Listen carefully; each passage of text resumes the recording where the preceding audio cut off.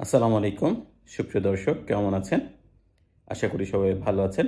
Iran Israel যুদ্ধের সমাপ্তি শেষ হতে না হতেই আবার নতুন করে যুদ্ধের দামামা বেজে উঠেছে।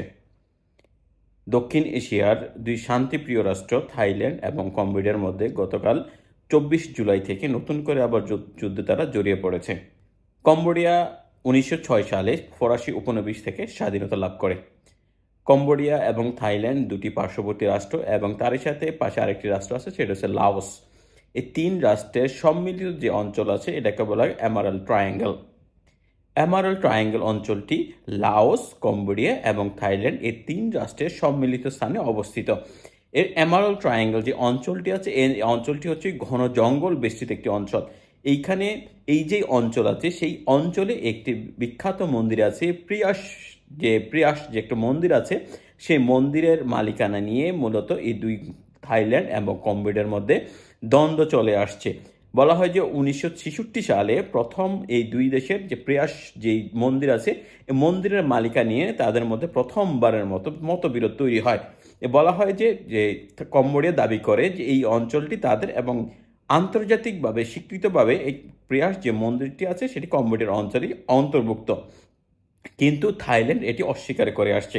থাইল্যান্ডের মতে এই অঞ্চলটি পুরো যে অঞ্চল আছে সেই অঞ্চলটি কম্বোডিয়ার অঞ্চলে হলো, কিন্তু প্রিয়াস যে মন্দিরটি আছে সেই প্রিয়াস মন্দিরটি 11 শতকের পূর্বের একটি মন্দির, সুতরাং এই মন্দিরটি তাদেরই একটি অংশ, কিন্তু কম্বোডিয়া তা অস্বীকার করে। এর প্রেক্ষিতে 1966 সালে কম্বোডিয়া সেই আন্তর্জাতিক যে আদালত আছে আইসিজেতে তারা যে নালিশ দায়ের করে এবং সেখানে একটি তারা রায় লাভ করে। সে রায়ের মাধ্যমে আন্তর্জাতিক আদালত এই প্রিয়াস যে মন্দিরটি আছে সেই মন্দিরটি কম্বোডিয়ার অংশ হিসেবে ঘোষণা করে, স্বীকৃতি দেয়।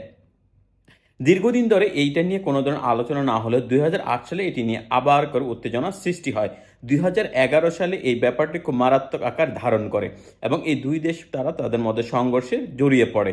2013 সালে কম্বোডিয়া আবার নতুন করে আইসি যে আন্তর্জাতিক আদালত আছে সেই আন্তর্জাতিক আদালতে আবার সে প্রিয়াস মন্দির বা এই অঞ্চলটি কার তা নিয়ে আবার নালিশ দায়ের করে এবং আন্তর্জাতিক যে আদালত আছে আইজিএস সেটি আবার নতুন করে একইভাবে এই অঞ্চলটি কম্বোডিয়ার অংশ বলে স্বীকৃতি দান করে, কিন্তু থাইল্যান্ড এটি মানতে রাজি হয়নি।